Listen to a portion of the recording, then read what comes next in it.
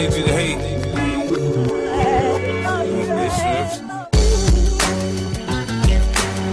They know that that ego died. The one who was glamorized and felt like all this money was, you know, that ego doesn't exist. That ego doesn't need to be stroked anymore. So now who are they dealing with? Somebody else of who they cannot relate to. You don't drink no more? You don't get out like that no more? No. Who are you? So these egos have to die. And if we want a radical shift in our reality, we're gonna have to kill our goddamn selves. The more change we want, the faster we must die. Let me give you an example. Malcolm X said the price of freedom is death. What do you mean by that? We think because of Malcolm's execution, that obscured the essence of what he was saying, because he was assassinated. That did not take the depth of what he said. The price of freedom is death. If you want to be free, there will be death to the comfort with your slave master. The relationship you have with your slave master is going to have to die. It will no longer exist. The part of you that must interface with your slave master's world is going to have to die. If it don't die, you cannot be free. The price of freedom is death. A part of us have to die. For many of us, we say we want something. The difference between wanting something and achieving it is who has not died. Now hear me. Wanting something different means you have to sacrifice something you have.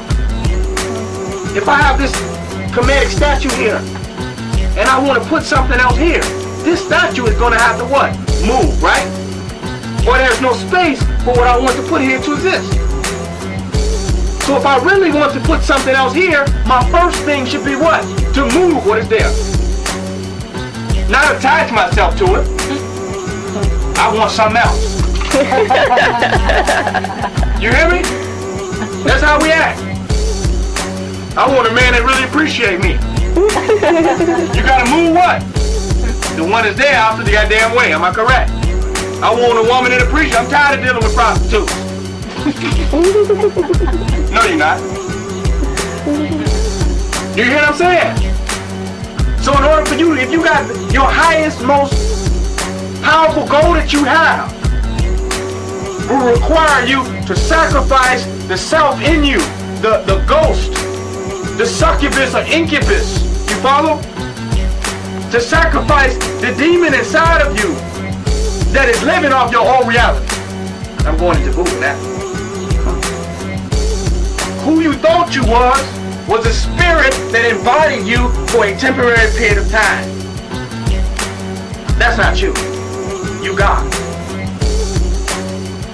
But who you thought you were is a spirit, and now that spirit coexisted with you. I'm going heavy now. Follow me now. I hope I'm not losing nobody. The spirit coexisted with you. You thought you was the spirit because everything you wanted to do at that time, the spirit wanted to do. You thought you ate sugar, but stop eating sugar. The spirit gonna still want it. That's the spirit in you.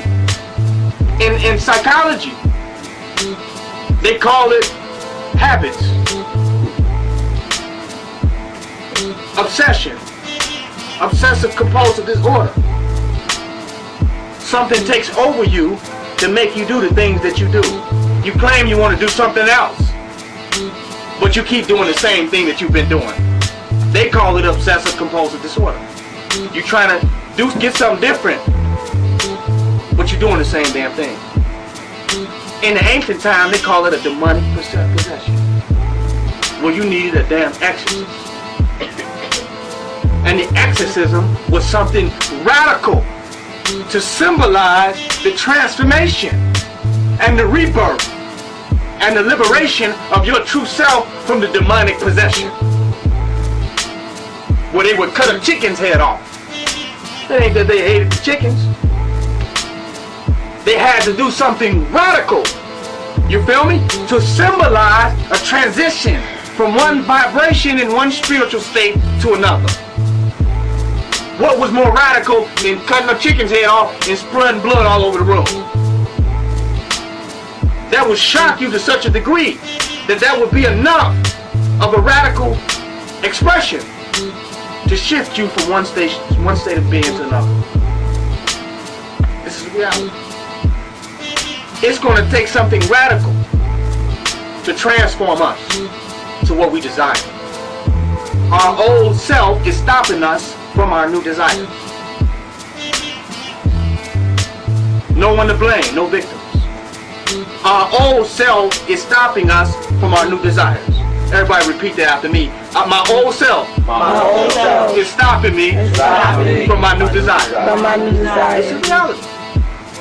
And if you want your new desires to manifest, you got to get rid of your old self. Repeat that after me. If you want your new desires to manifest, you got to get rid of your old self. Your old self, it loved the abusive relationship with the white man or of any type. It loved the unhealthy, unfit way of life that you had. It fed off of that. The crack, the cocaine, the negative thoughts, the depression. Your old self loved that. That demon loved that. You want something different. We're all here because we wanted something different. Our old self was an individualist that didn't care about nobody else, was trying to get it. Our new self wanted a divine community. Our old self was only concerned with afterlife, heaven before we die, and being at the right hand of a white Jesus. Our new self wants heaven while we live. Do you understand what I'm saying? So we're all here because we have new desires to experience something. Will our old self stop us? Or will we kill our goddamn self?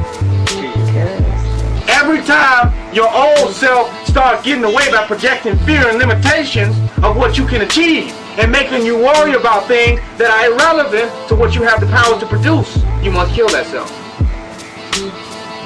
You have to know that nothing can stop you, and if you don't have a mind that will tell you that nothing can stop you, then you have already failed, because it's going to tell you the other anyway.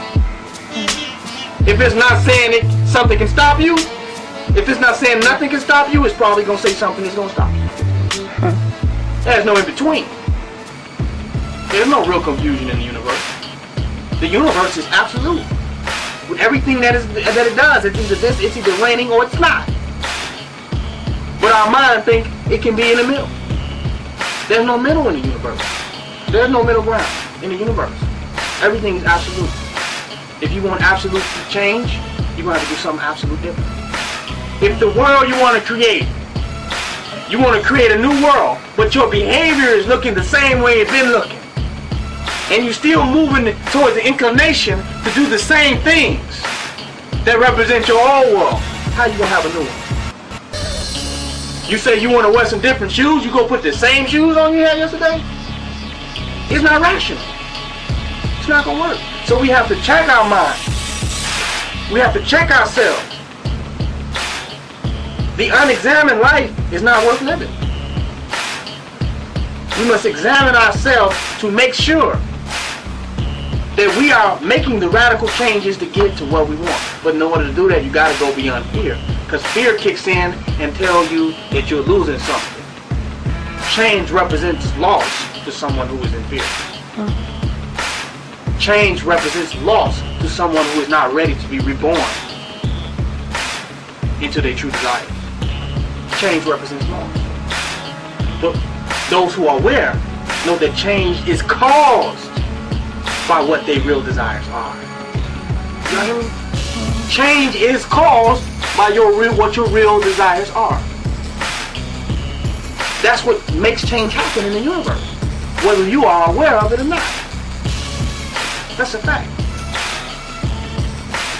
You don't want to go to the white man's school no more. You want to do something else.